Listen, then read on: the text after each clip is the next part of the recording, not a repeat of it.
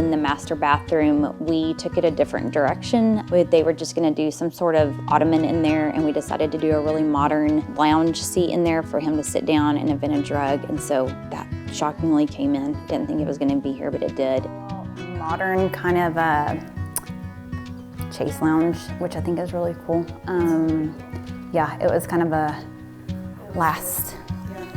not a last minute decision, but it's not where we were gonna go with it, but I think it actually looks really good. I like the vintage and the modern, like it's a little bit more mid-century with the traditional bathroom. I like the combo of it.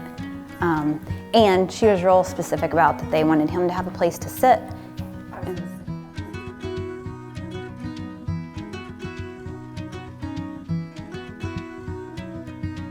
I love jobs whenever people are like, what about doing a closet that, or something fun that's like out of the ordinary, and it's really just for them. It's not your standard white cabinet, built in. The homeowner had said, what do you think about, doing something different in there? And I will 110% every single time say, absolutely, let's do it.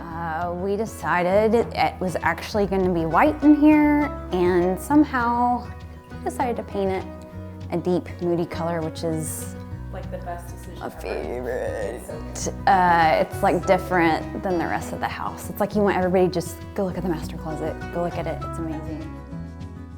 Green's awesome, and it's cool because everything in the house is real white, and then you turn the corner and it's just like in your face, but it's just jaw-dropping, and there's a gorgeous chandelier in there, and I'm so ready to see her purses and shoes and just it complete because it's gonna be gorgeous.